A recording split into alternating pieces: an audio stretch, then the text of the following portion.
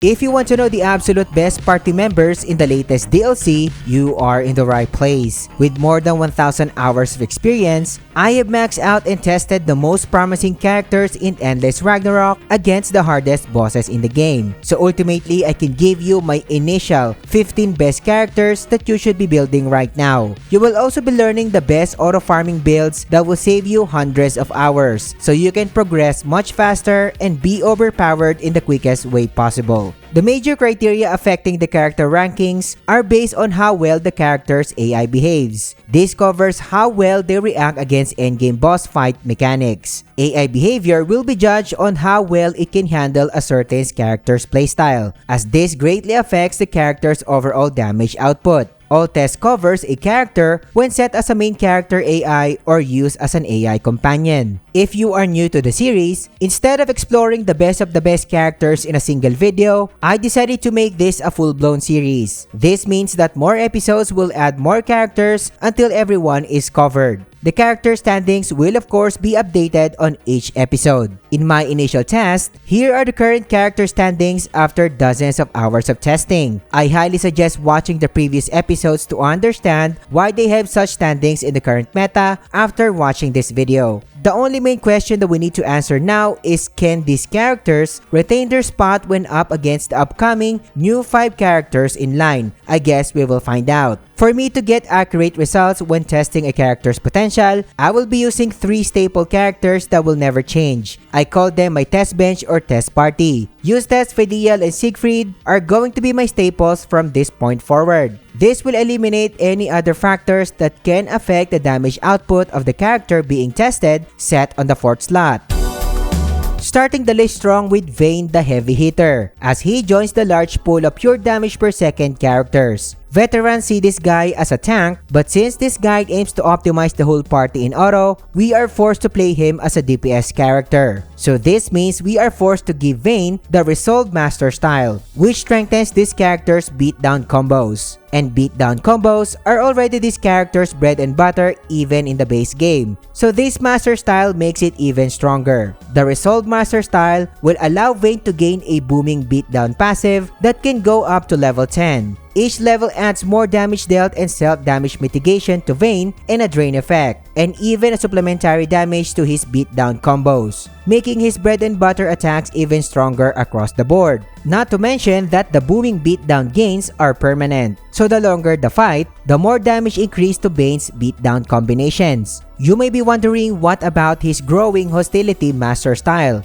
It has potential, there is no doubt about it, but I only see this effective if you are playing actively with a different main character, and Vayne will be the tank as an AI companion. And by now, you already know that an optimal full auto AI party needs to set Eustace as the main character, and he needs to be the one provoking the enemies to greatly lessen his idle times. So the growing hostility master style is not really an option for this kind of setup. Notable skills in Vayne's kit are his Arm Distraction, which deals a good amount of raw and stun damage. Energy Distraction can deal big damage depending on how much SBA charge Vayne currently has. Vayne is equipped with Terminus weapons in this setup, along with max possible stats and masteries. Since this guide leans towards AI companion tests or auto sessions, the build will obviously gravitate towards this setup. I just want to be clear as well that you don't need any 80% to 100% damage caps from your summoning crystals, and 50% damage caps are more than enough. Just use whatever you have and adjust the build accordingly. This setup in full auto can deal 207 million total damage in a 60-second practice session. This is expectedly low since he needs to block incoming damage with his heavy attacks and score link damage to gain the booming beatdown passive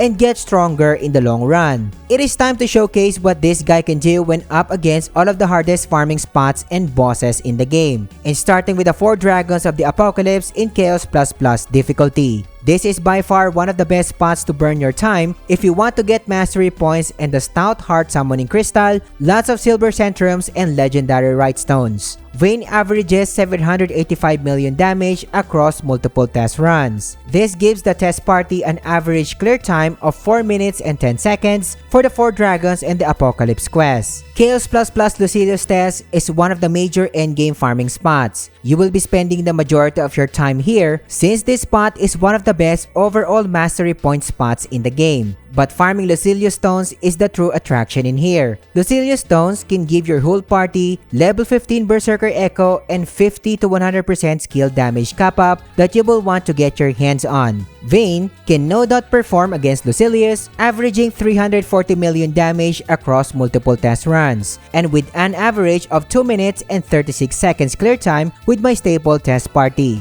This clear time is decently fast, which of course gives me the ability to gain a lot of mastery points in the process, along with K9Y blooms to exchange for more ambrosia for even more MSP. Another endgame boss that needs to be spammed over and over is our boy Beelzebub in Chaos ++ difficulty. Like Lucilius, his summoning crystals can give your party level 15 Spartan Echo and a whopping 50% to 100% normal attack damage cap increase. Vayne has proven his might against this behemoth despite Beelzebub's mobility in combat, outputting an average of a massive 398 million damage across multiple test runs, and scoring a clear time of 4 minutes overall, which is again extensively tight for your faster farming cycle needs. The world is one of the most challenging bosses to auto-farm compared to the first ones I mentioned, but also melts without a hassle if you use my setup. You will want to farm this boss since it drops the Summoning Crystal Roland, which gives your party War Elemental and possibly another normal damage cap-up increase to 100%. And as expected, Vayne decimated the world without thinking twice by outputting a huge 792 million average damage across multiple test runs. This allowed my test party to cycle through in a quick 4 minutes and 13 seconds. Another thing to keep in mind here is that the world casts his bubble mechanic and you can stop your main character from dying during auto runs. You will be clearing each of the major bosses at lightning speed if you do have 4 well-built characters. So dying once or twice is not really a big deal, so don't be alarmed. It is clear that Vayne is not really suited for main character auto, but performs decently well when set as an AI companion. Vayne's AI prioritizes casting his beatdown combos whenever it is fully charged, which is optimal. Since Vayne's support master style is not really an option when it comes to auto farming, you are stuck with this guy being another damage per second character. Vayne's damage overall is not really the worst, but not great either. Not to mention, he can't really offer something new to the table with his damage master style, other than raw damage. And we already have a lot of options and monstrous damage per second characters available in line. The only thing that you would want to use this guy is if you really like him as a character, which is totally fine as he can do a serviceable performance as a DPS. And as mentioned previously, we already have a lot of better options when it comes to damage characters. So if you really want to have the best full auto clear times, then he will not be joining your party soon. I see this character set as the main support tank of the team when playing in live multiplayer sessions and not for auto play. And with that said and done, he will be sitting in the top 15 spot on this list. But what if you want a better range character that can debuff targets while also giving you a better damage average overall? The next character is for you. But you know what is even more powerful? It is the ability to save tons of money while still enjoying your favorite games. If you want to support your favorite developers by buying their latest games without breaking the bank, especially in the current state of our economy, Eniba has you covered. Eniba is a fast-growing digital marketplace with 40,000 digital products, including PC games, PlayStation and Xbox titles, Nintendo games, gift cards, in-game currencies, and software. With a 24/7 customer support and secure payment lines, Eniba is ready to make sure that your buying experience will be fast, protected, and easy. Save tons of cash when buying the latest AAA titles in the market, like the absolute game of the year Crimson Desert. Instead of paying a full price of $70 USD price tag, Eniba can give you an almost $9 discount to start enjoying this game. I feature Crimson Desert heavily on this channel, and that $9 cashback goes a long way, especially since this game offers more than 500 hours of playtime. Save tons of cash today by exploring Eniba's massive game selections, completing the purchase, receiving your code, and starting to play your favorite games. Not only that, Eniba is tied to another awesome play-to-earn platform, Snackzy. Snackzy will give players the chance to earn while playing intuitive and premium mobile games. Start saving and earn cash by checking both of these platforms by using my special links in the description. And thank you Eniba for sponsoring this video. Twayne, the Dark Huntress, is taking the spotlight and will try to cut through the ranks with her newly found Master Styles. Twayne's 2-Crown Master Style outputs the most damage compared to the other styles. This style highlights the 2-Crown Strife skill that we actually find useless in the base game. This skill's like an absolute freight train, but you can only use it once in combat. Not to mention that as soon as you enter any fight, which is horrible for short fights in the base game. But now, the tables have turned, and the 2-Crown Strife is now an asset that can give a significant damage increase to Twayne, thanks to the newly introduced 2-Crown Master Style. To understand this style, it will give Twayne the Dull Point and Dawn Ray debuffs while she is waiting for the 2-Crown Strife to be available. The Dull Point and Dawn Ray debuff levels ramps up as she deals damage in combat during her weakened state. These special debuffs can go up to level 5, and once Twayne manages to cast her 2-Crown Strife, she will get a massive 50% damage increase and another 10% increase to her allies, which is huge. So you can see here that this playstyle will make Twayne hit like an absolute wet noodle in the first minutes of the fight, giving you this slow, ramping setup. But if she manages to cast her 2-Crown Strife, you will see her deal an absolute insane amount of damage that can quickly keep up with the damage charts and most of the time can top the ranks. Her multi-lock heal is still her bread and butter when it comes to damage, while Clincher is still one of the heaviest hitters that she has. Depravity is nice to have on the other hand, since this skill can inflict multiple debuffs with slow on target, which is actually insane. While I'll also understand that there is an ongoing argument about buffs and debuffs not really worth your time, but I do have a solid answer why they are still worth it. The buffs and debuffs still have their importance in specific phases, and if you want a detailed explanation of why, check the description and the comment section, because I am not going to explain it in detail in this video to make this guide cohesive. But when it comes to Twayne's build, you will clearly see a pattern in here when it comes to the builds, since they are optimized to be the best AI companions or auto farmers as they can be. Again, let me be clear on this one. You don't really need 50% damage cap summoning crystal to auto farm all of the major spots in the game. Just work with what you have and improve your summoning crystals as you go. Twayne is hitting an absolutely low damage of 132 million damage in a 60-second dummy run, which is understandable because of the mentioned Dawn Ray and Dull Point debuffs active on her. But let me show you what this girl can do in her most optimal state after casting the 2-Crown Strife. Twayne is scoring a massive 891 million damage across multiple test runs against the 4 dragons of the apocalypse, and it gives my test party clear times with 4 minutes and 35 seconds on average, despite the slow start that she is having in every run when the special debuffs are active. Beelzebub will be blasted with Unending Arrow Blast from Twayne, giving you an average of 493 million damage, and this helps the whole party score a clear time of 3 minutes and 48 seconds on average in multiple test runs. Twayne will rain down pain on Lucilius with zero mercy. Given that this is the best mastery points farming spot in the entire game, the 2 minutes and 7 seconds clear time on average is borderline top tier, which is made possible because of the 416 million average damage from Twayne. Farming Roland summoning crystal will be a breeze with Twayne, so the world will suffer till the end of time. Our girl Twayne is making this boss suffer by averaging 705 million damage in multiple test runs. This helps the party score an average clear time of 4 minutes in full auto runs, which is totally fast. Twayne can no doubt give you a mid to high damage overall across multiple tests, despite of the slow ramping up at the start of every fight. The starting cooldown of the 2-Crown Strife was also significantly lessened because of the Master Style, where you can see Twayne activates the 2-Crown Strife successfully even in short fights like Lucilius. So you will be gaining a lot of value from Twayne in longer fights.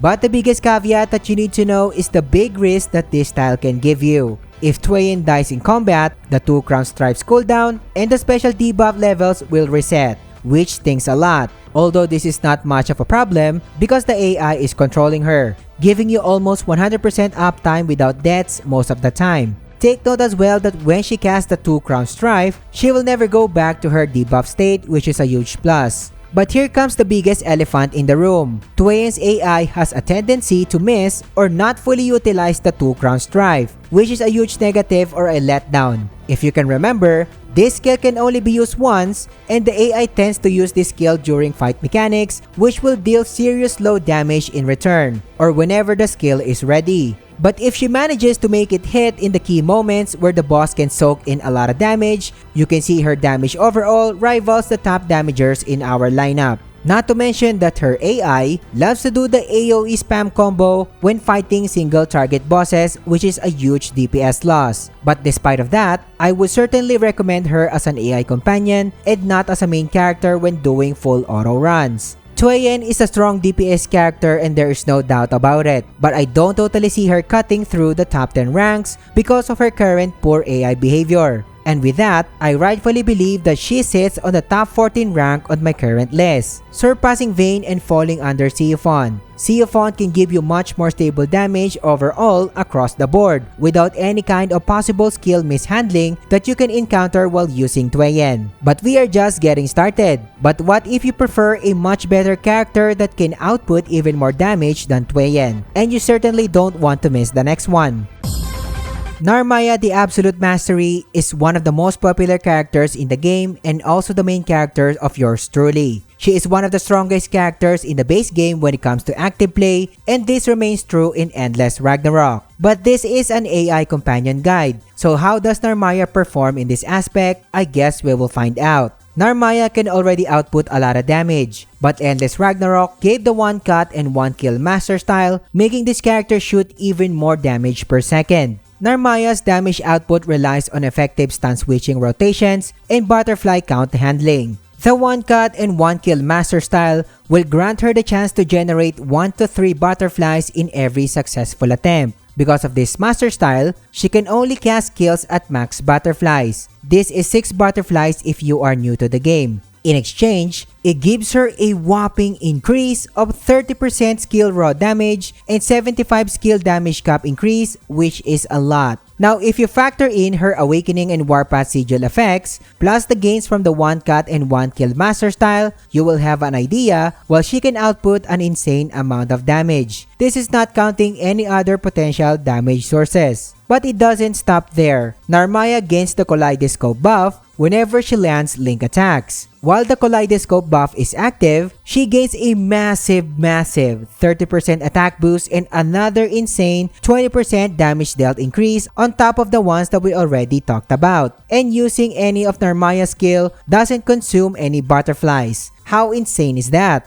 A notable skill for her is of course Setsuna, being the highest damaging skill in her kit, while Transient still hits like an absolute freight train when in free flutter stance. And of course, her Dance of Link Petals is still a staple, allowing her to gain up to 5 butterflies at the start of battle. If you really want to see Narmaya do an out of this world damage, of course she needs all of the best toys in the DLC. Having a max transcended terminus is a requirement now, that is if you are aiming to build a full-blown DPS character. Don't forget to slot in a quick charge trait in there to improve her Setsuna and Dawnfly stance charge times. Her Warpath Sigil will significantly cut her SBA gains, but it can easily be offset with a level 15 uplift trait and her new SBA increased master trait. Ready to get your minds blown as she can do as much as 370 million damage on a 60-second full auto dummy test run, if her AI performs well, and more onto this later. 370 million is the second highest so far across all of my tests. Not to mention, the top one belongs to a buggy character, which is Percival. So it is clear as day what Narmaya can offer to the table. But there's a big caveat to this that you don't want to miss, so stick around.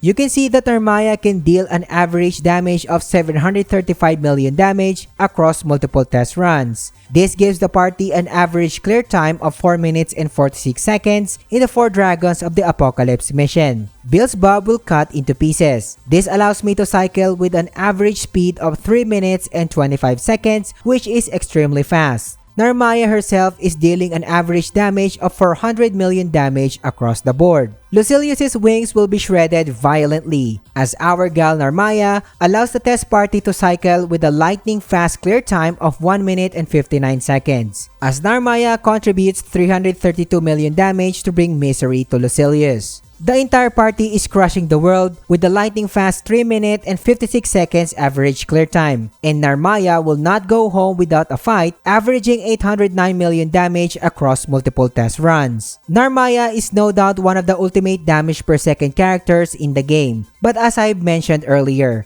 despite Narmaya's huge damage potential, there's a big caveat to all of this. It is clear as day that Narmaya is made for active play and not as an AI companion. Her current AI setting can't really handle the stance switching very well. There are a lot of cases where Narmaya uses her AoE stance, which is the Dawnfly stance, frequently on bosses, instead of the Free Flutter stance where the bulk of her damage comes in, since this stance is made for single target. I'm also getting varying overall damage across the board, ranging from mid to great damage overall, but the inconsistencies are rather frustrating most of the time. You will be seeing her topping the damage charts when her AI decides to stick with Free Flutter stance much more frequently. As mentioned, she's my main character, so it saddens me to see that she performs horribly as an AI companion, which is kinda expected from my end because she performs horribly as a companion in the base game. I am just hoping that Endless Ragnarok made her AI great when handling stance switching. Because of her current state, it saddens me to put her in the top 12 spot, one spot behind Ido. Her burst damage potential can outshine Seophon and the others, but she is too inconsistent to beat characters in the top 5 spot.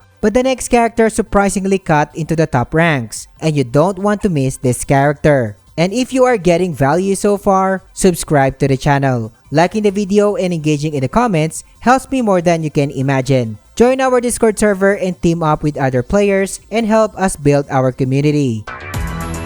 Things will go spicier from here as we are about to cover cutting-edge characters that shakes the current rankings. And Rakam, the Machine Gun Lightning, is absolutely one of the most satisfying characters to play in the DLC or to watch perform as an AI companion. Rakam can rain down unlimited bullets with the Coffin Maker skill on enemies with mid to long range. This allows him to deal much more consistent damage in almost every fight. I mentioned that he can cast Coffin Maker without limits, right? Yes, you heard that right, my dear viewer. And Rakam's Coffin Maker Master Style allows the Coffin Maker skill to be used without limits, as long as Rakam has an accumulated hit gauge. Once the Coffin Maker is interrupted because Rakam needs to dodge, the skill will go on cooldown. But the crazy thing about this is that the Coffin Maker style significantly cuts down the cooldown of Coffin Maker skill by a whopping 30% whenever Rakam lands a Bullseye Blast 5, which is a very easy thing to do for Rakam. So you will be seeing him cast the Coffin Maker without that much of a downtime, making Rakam a fully blown turret system.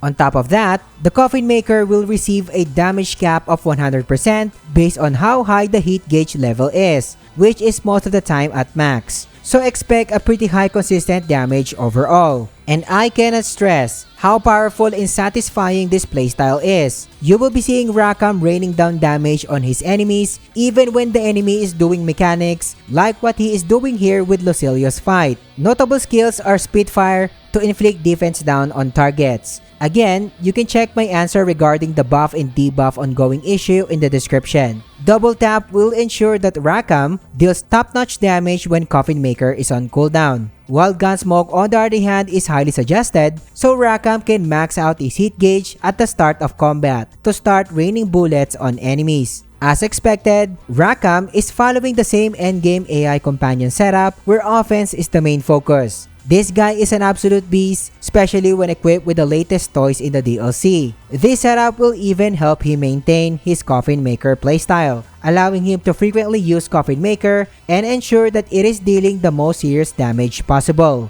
Rackham can output 247 million damage in full auto during my dummy test runs. It seems low at first glance, but when you see the numbers in actual combat, the damage will speak for itself. The 4 dragons will be filled with bullet holes if you have Rackham in your party. Expect Rackham to score an average damage of 796 million and gives the test party an average clear time of 4 minutes and 18 seconds. Beelzebub Beautiful Face will receive an unlimited barrage of bullets from Rackham. The party with Rackham can burst down Beelzebub with a clear time of 3 minutes and 52 seconds and score an average damage of 458 million in multiple test runs. While Lucilius can't fly anymore if his wings are filled with holes. You can expect a lightning fast clear times of 2 minutes and 10 seconds with an average of 406 million damage from Rackham in multiple test runs. If you want to burst down the world, then Rackham can help you get the job done. Rackham scores with an average of 842 million damage across multiple test runs. This average damage allows the test party to score a 4 minute and 17 seconds clear time, making you cycle even faster.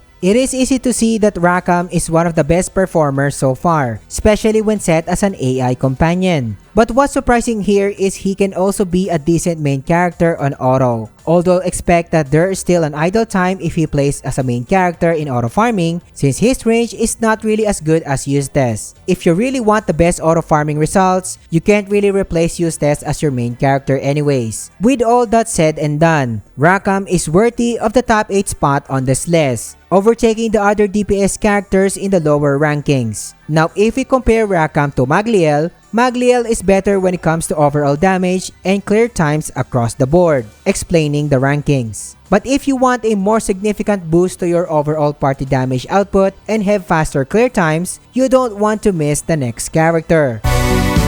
The 5th contender that surprised me in a lot of ways is Lancelot the Support Damager. And I am telling you that this guy is full of surprises. If you want a support character that can boost your entire party's performance with insane crowd control strategies while also giving you a great damage overall, then Lancelot is for you. In all of the master style that I tested so far, the Art of Dodging brings out the best performance out of Lancelot. The Art of Dodging master style basically gives Lancelot the enhanced combo finisher buffs, and this is where it gets spicier. The enhanced combo finisher buffs gives 40% damage cap increase on Lancelot's combo finisher per level and can stack up to 10 levels. On top of that, gives Lancelot 20% supplementary damage when activating the buff further past level 10. He gains the enhanced combo finisher buff when perfectly dodging enemy attacks, which is almost 100% of the time. So you will be reaching the level 10 cap of this special buff in no time.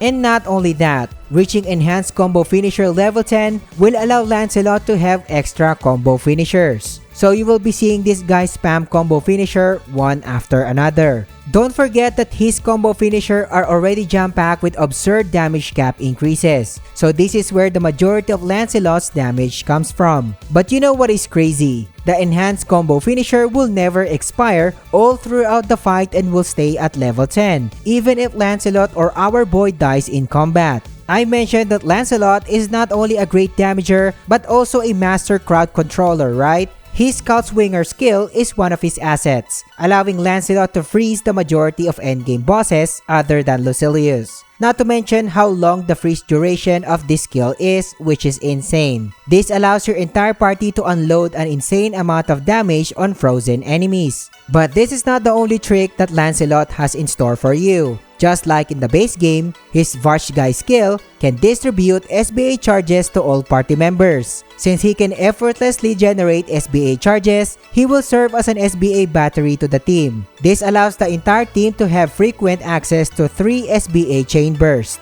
You know what this means, right? The more frequent SBA attacks, the more crowd controlling opportunities for the team. But that is not all. In every cast of Svartgeist, the entire party will receive a 10% damage cap and 10% damage dealt increase, which is a huge bonus. The best items in the game will of course even help Lancelot score decent damage numbers. He is equipped with all of the bells and whistles in the current meta. Since he is going to be an SBA battery for the team, I suggest giving Lancelot a level 30 uplift trait. The setup that you are seeing right now can help Lancelot fulfill his role as a full-blown support damager that your party members will surely love. It is not surprising that Lancelot will be hitting a puny amount of damage when it comes to dummy tests, since we can only see his highest damage potential when he performed 10 perfect dodges and got the multipliers from his master style. Moving on to the actual test, and Lancelot can output 378 million damage in the 4 Dragons of the Apocalypse mission, scoring an average clear time of a lightning fast 3 minutes and 56 seconds with my staple test party.